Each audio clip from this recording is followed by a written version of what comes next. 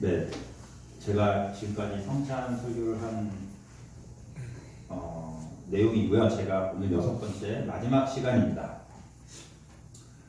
감사합니다. 주님을 보는 식사, 또 내어주시는 하나님, 용서하시는 하나님, 우리 공동체의 몸을 이루시는 식사, 그리고 주의 죽으심을 선포하는 식사, 그리고 오늘은 부활의 식사인데요. 이렇게 처음부터 이렇게 짜려고 짠 것도 아니고 이렇게 하다 보니 되어졌고 딱 부활절에 맞춰서 마지막 성찬 설교를 하게 되었습니다. 그리고 오늘 다시 부활의 식사, 부활을 설교하면서 주님을 보는 내용으로 다시 처음으로 돌아가게 될 것 같아요. 다시 우리는 주님을 보느냐 못 보느냐 이 문제로 돌아가게 됩니다. 오늘 목사님께서도 프롤로그로 말씀해 주셨던 엠마오로 가는 그 제자 이야기입니다. 이 이야기 굉장히 신비로운 이야기고요. 제가 좋아하는 복음서 이야기 중에 하나입니다. 왜 신비로운 이야기냐고 하냐면 아까 보셨지만 빵을 떼자마자 예수님이 사라지셨어요. 굉장히 뭐지? 근데 지어낸 얘기 같은 또 알아요. 왜냐하면 실명이 나와요. 글로바라는 제자의 실명이 나오거든요. 이거는 굉장히 글로바라는 사람의 증언에 의한 이야기인 것 같습니다. 그렇기 때문에 이 이야기는 어떻게 해서 만들어진 이야기 이렇게 보기가 또 힘들 것 같고, 또 하나 엠마오라는 지명인데요. 엠마오라는 지명이 현재 사실 어디인지 잘 몰라요. 예루살렘에서 11km 정도, 오늘 우리가 읽은 본문에는 뭐라고 되어 있죠? 면리 25리라고 되어 있는데 이걸 이제 대충 환산하면 10km에서 20km 그 사이인 것 같습니다. 그러니까 그렇게 예루살렘에서 멀리 떨어져 있지 않은 동네예요. 근데 현재 이곳이 어디냐 정확한 지명은 사실 잘 모릅니다.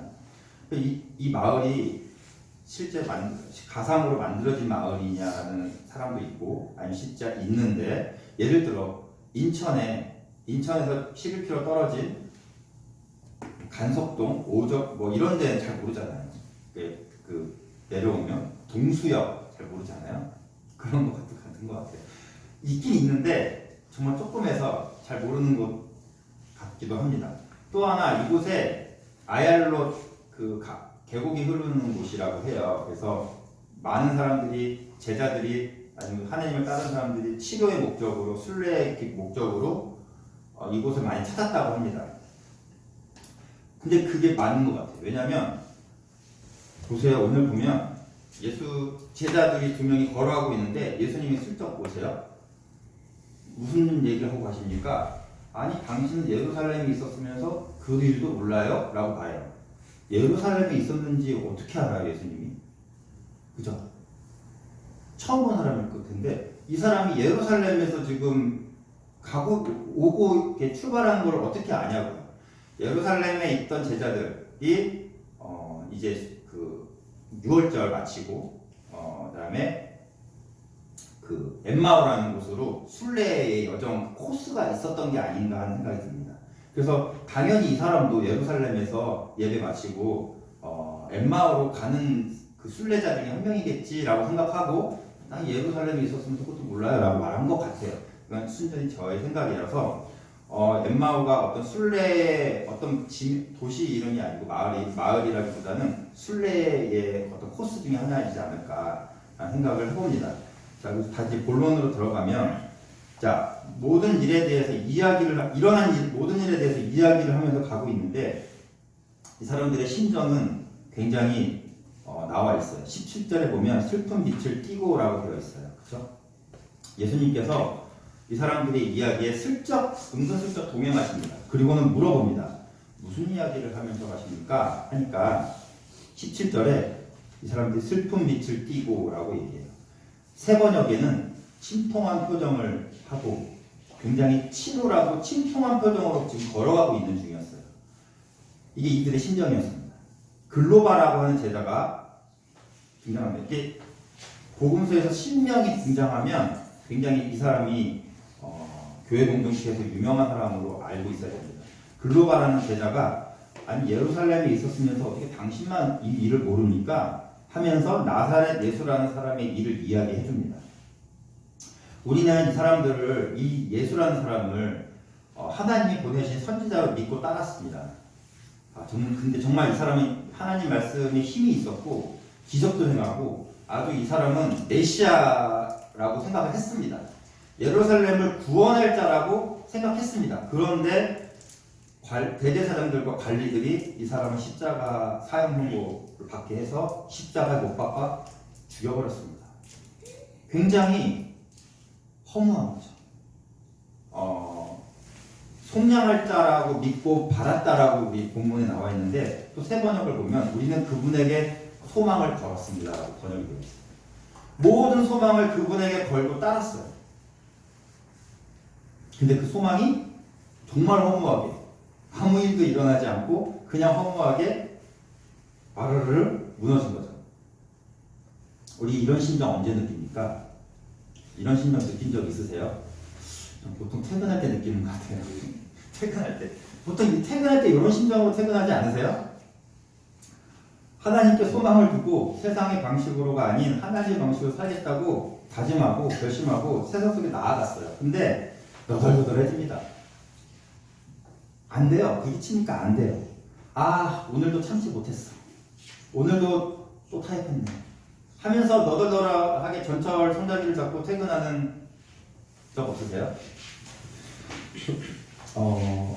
오늘도 내 힘으로는 역부족이었어.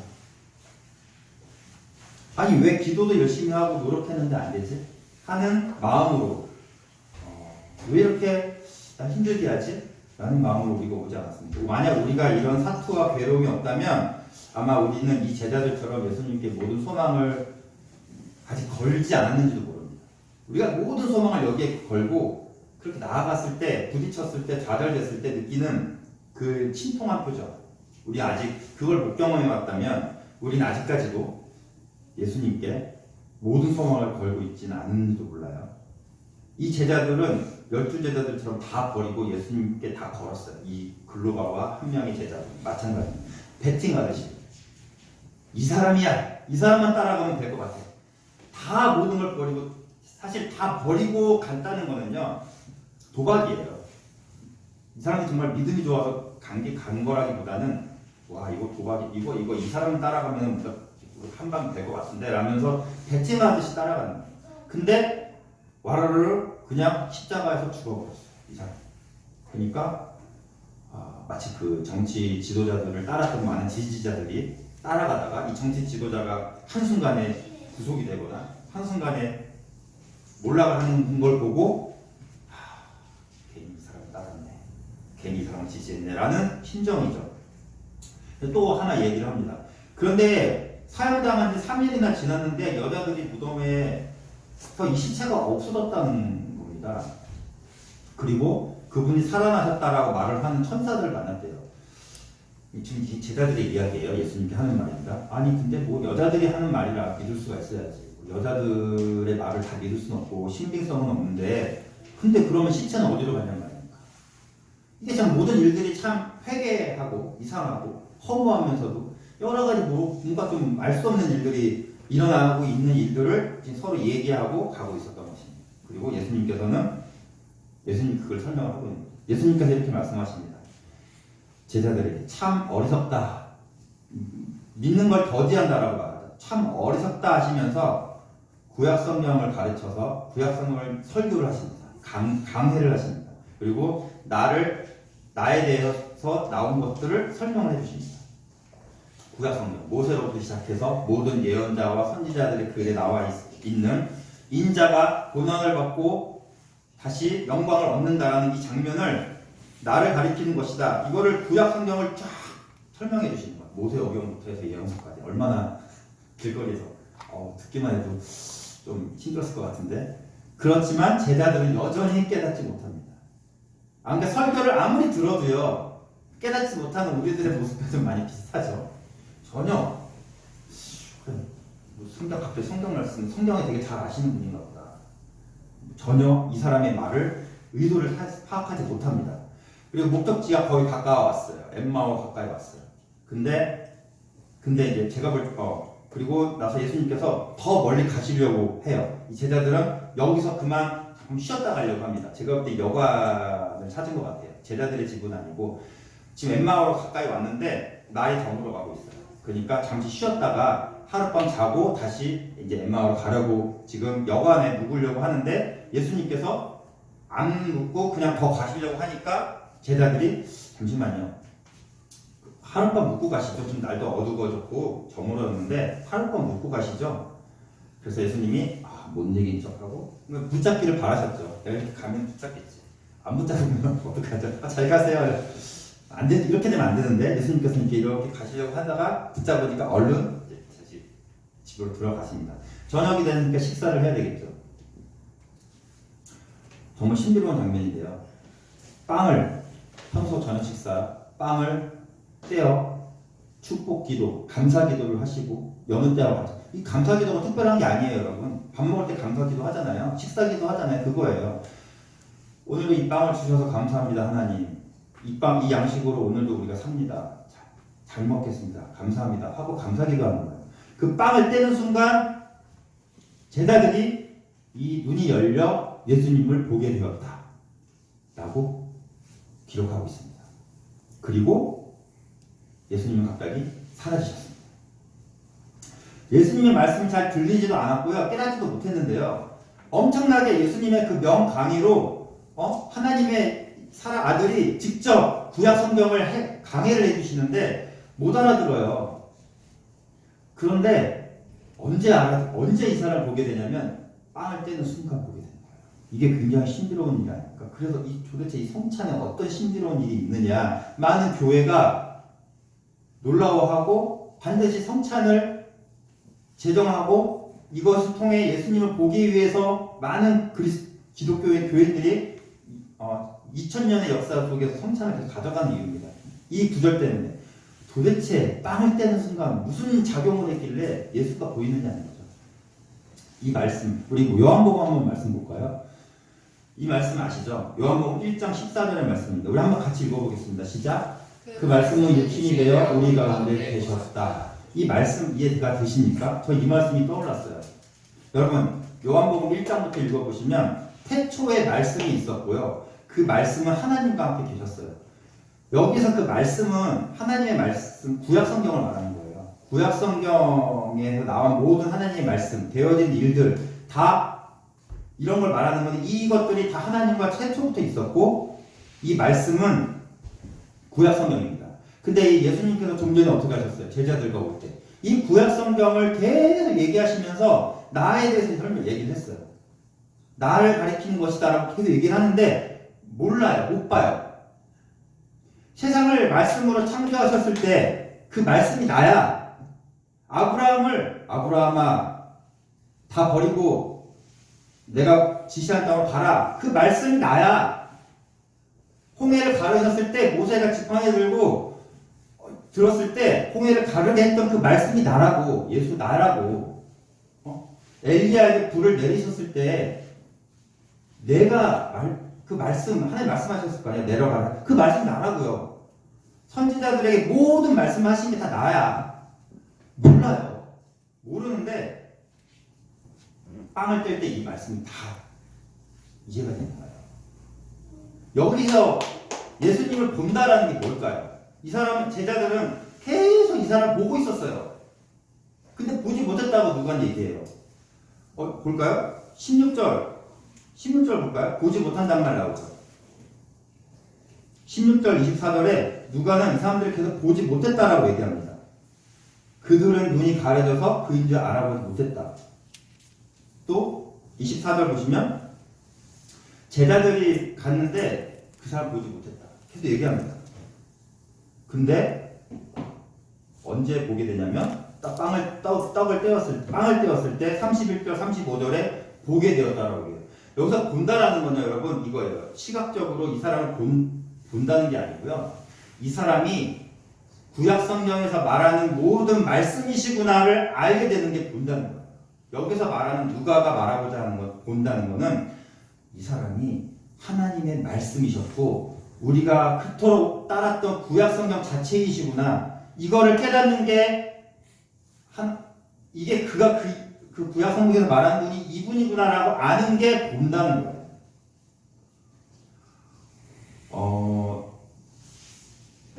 보통 우리가 말씀이 살아있다라고 얘기하죠.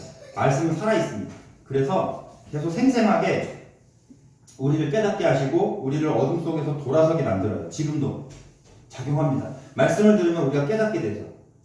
돌아서게 됩니다. 왜 말씀이 살아있어요? 말씀이 예수님이에요.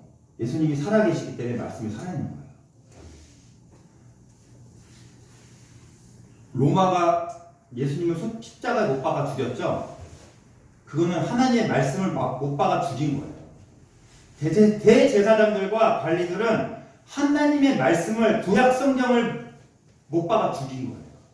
하나님의 말씀 다 자신들이 무엇을 하는지 몰랐죠. 그래서 예수님이 말합니다. 십자가에서 저들 용서하십시오. 지금 저들이 무슨 짓을 저지르는지 저들도 모릅니다. 무슨 짓을 한 거예요? 이 사람들이 하나님의 말씀을 못 박아 죽였어요. 지들이 그렇게 따랐던 예수님이 말씀이시라니까요. 근데 그 말씀을 죽일 수 있어요? 하나님의 말씀을 죽일 수 있습니까? 푸른 마르고 꽃은 시드나 하나님의 말씀은 영원하다. 이사야의 말씀, 찬양의 드리죠. 그 말씀은 죽일 수 없습니다. 지금 대제사장들과 이스라엘 백성들은 구약 성경 자체를 못 박아 죽였고 이게 자신들이 그 짓을 한 건지도 모르지만 하나님의 모든 행위, 말씀, 역사들을 다 못 박아 버렸어요.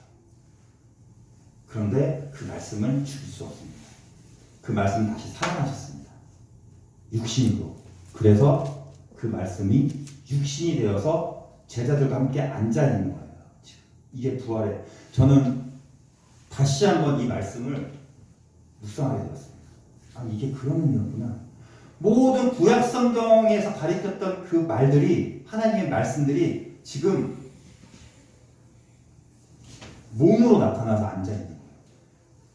구약 성경 자체가 이렇게 앉아 계시는 겁니다. 그리고 하나님의 모든 역사가 여기 앉아 계시는 거예요. 육신으로 부활을 하셨습니다. 하나님의 말씀. 어렵나요?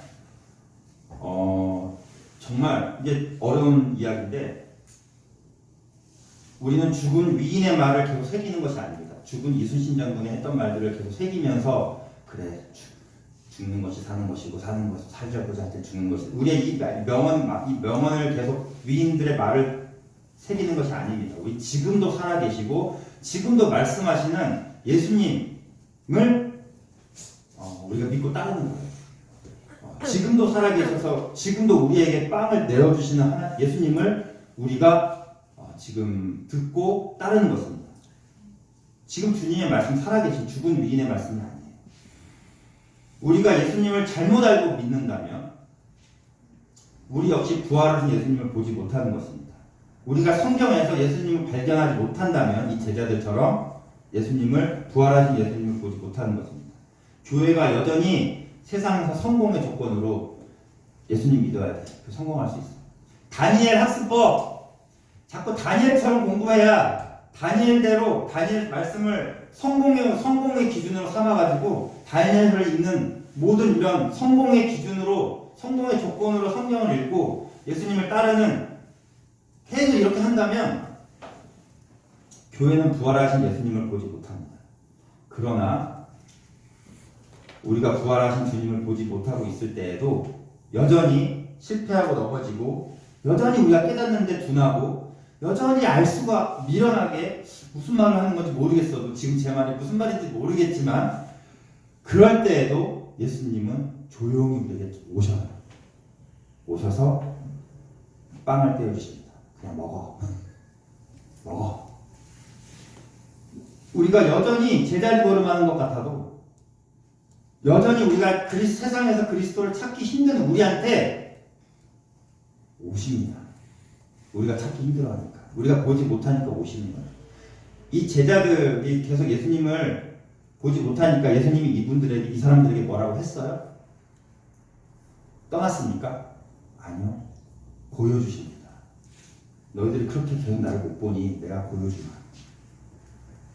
왜 너는 아직도 변화가 없니? 아직도 너는 그렇게 성경에 있는데도 그렇게 깨닫는 게 둔하니? 너희들은 아직도 나아진 게 없니?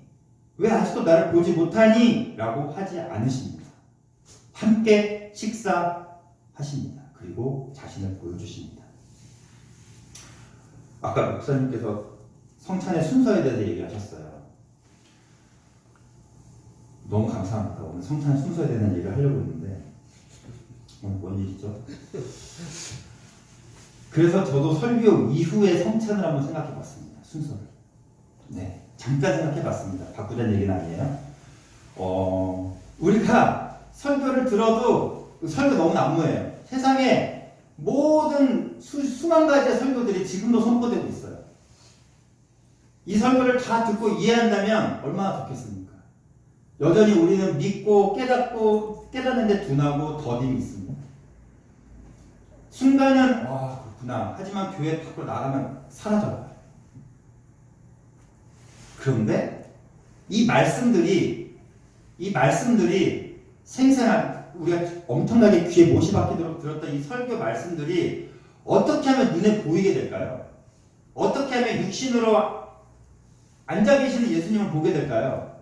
빵을 떼는 순간 모든 것이 이해가 되는 거예요. 마치 이거와 같습니다. 애인이 남자친구가 나에게 사랑해, 내가 너를 얼마나 사랑하는지 아니라고 수십 번 논리적으로 얘기를 해요.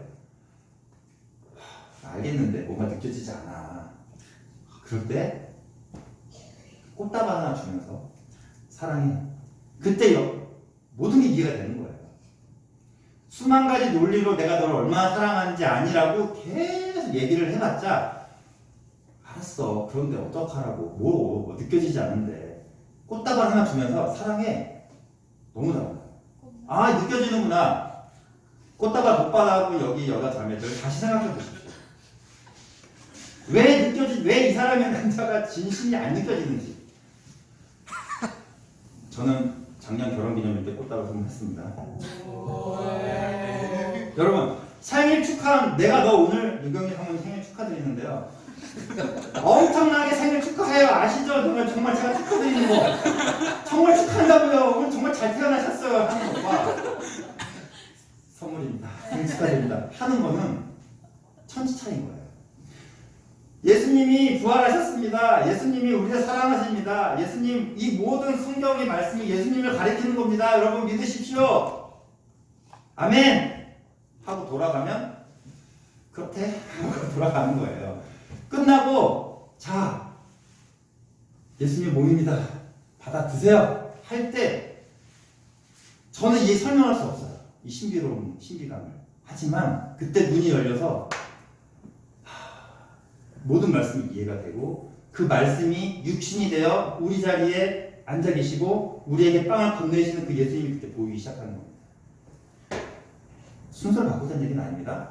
어쨌든 모든 카톨릭이나 모든 교회에서 모든 말씀 뒤에 성찬을 하는 이유가 아마 이것이 아닐까 싶어요. 어떻게 이게 가능합니까? 성찬에 도대체 무슨 마법 같은 게 있습니까? 목사님이 떼어가 줄 때 무슨 마법을 거십니까? 어떻게 이걸 떼는 순간 우리가 예수님을 볼 수 있습니까? 다시 한번 제가 했던 설교 내용을 보여주세요. 성찬에는 예수님을 보게 하는 신비로운 힘이 있는데요. 매주 쪼개지는 하나님, 예수님. 매주 우리를 용서해 주시는 하나님.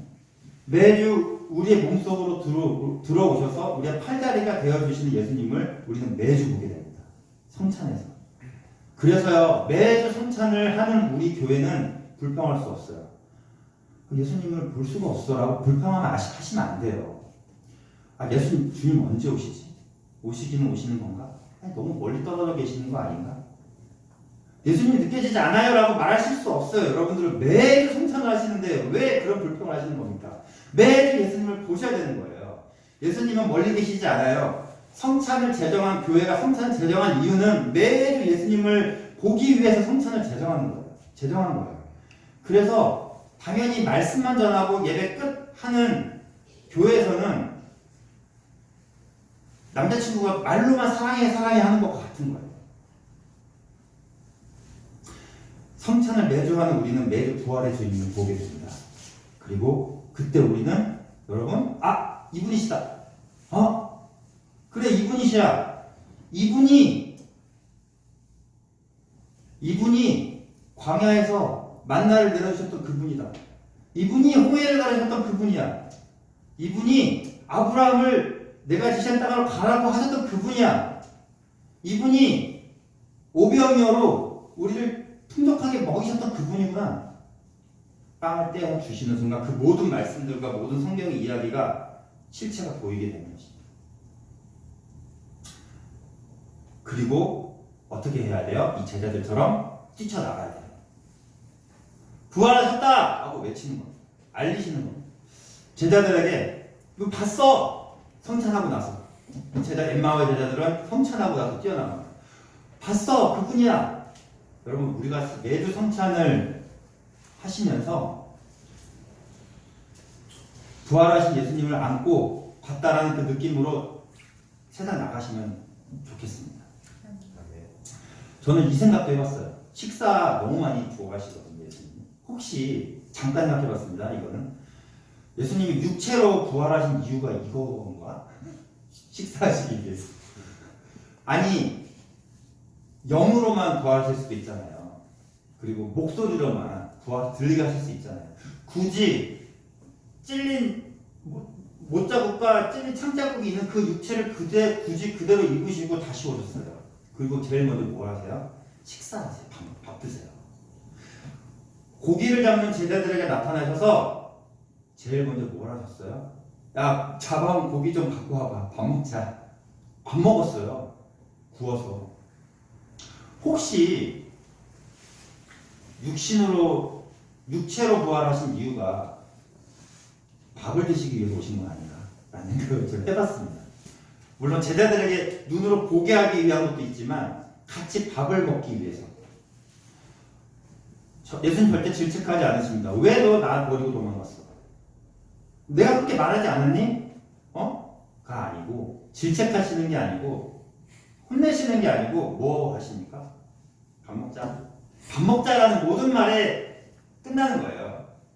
내가 잘못했어요. 아빠한테 혼날 일이 있어요. 긴장하고 집에 들어왔어요.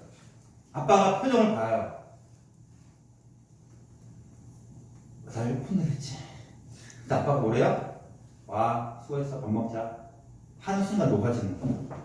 내 아빠. 내 아빠. 여러분, 예수님께서는 제자들을 혼내시려고 다시 나타나시지 않았습니다. 와서 먹어. 밥 먹자. 나를 팔 가롯 유다에게도 먹어. 넌 날 팔겠지만 난 널 사랑해. 빵을 주시는 거예요. 이 빵은 밥을 주신다는 건 사랑이에요. 밥 사주시는 분은 사랑입니다. 그죠? 최고예요. 밥 사주시는 분. 예수님은 말로만 함께 하신다고 사랑한다고 말씀하시지 않습니다. 모든 그 말씀 뒤에 이것을 증명할 것을 보여주십니다. 그것이 바로 주님이 직접 건네주시는 떼어주시는 식사입니다. 와서 먹어라. 이게 내 사랑이다. 이게 내가 너를 사랑한다는 증거다. 성찬을 자주 하면 그 중요성이 많이 떨어진다고도 얘기해요. 성찬을 자주 안 하는 교회들의 말입니다. 하지만 우리는 그렇지 않다는 걸 알고 있죠. 10년간 성찬을 해오면서 중요성이 떨어진 적이 없어요. 오히려 더 깊어지고 더 새로워집니다. 왜냐하면 이 사람과 친해질 때 한 번의 식사로는 친해질 수가 없습니다. 한 번의 식사로, 소개팅에서 한 번의 식사로 이 사람을 다 알 수 없잖아요. 계속 만나야죠. 식사를 자주 해야 됩니다. 예수님 성찬을 자주 할수록 우리는 예수님을 더 가까이 보게 되고 더 깨닫게 되고 더 친밀해집니다. 매주 성찬을 하면서 우리 매주 부활의 주님을 볼 수 있었으면 좋겠습니다. 네, 아멘. 오늘 다들 어떤 심정으로 오셨는지 모르겠어요. 부활절입니다. 저는 굉장히 긴장하는 마음으로 왔어요. 내가 다 한다고 했기 때문에. 왜 그랬을까 하는 후회와 함께 긴장하는 마음으로 왔어요. 어떤 심정으로 오셨습니까? 오늘 밥을 준비해야 되는데 어떡하지? 오늘 부활절인데 왜 이렇게 안 되지? 라는 심정으로 오셨을 수도 있고, 여타 다른 예배와 똑같은 심정으로 오셨을 수도 있고, 별로 어제 너무 무리해서 주말까지 일을 해서 너무 피곤해. 오늘 부활절이야. 그래 그냥 뭐 똑같겠지 하는 심정으로 오신 분들도 있으실 겁니다. 다들 어떤 심정으로 오셨는지 모르겠지만 그 사람 다 상관없어요. 어떤 심정이든 예수님 부활하셨어요. 그리고 그 부활하신 예수님이 찾아오셔서 빵을 건네십니다. 네. 포기하고 싶을 때, 침통한 표정, 침통한 심정일 때 오셔서 내가 경건하지 않으면 안 오시려나? 내가 기도하지 않았으니까 예수님 나를 안 만나주시겠지? 아니에요. 그냥 찾아오십니다. 불쑥.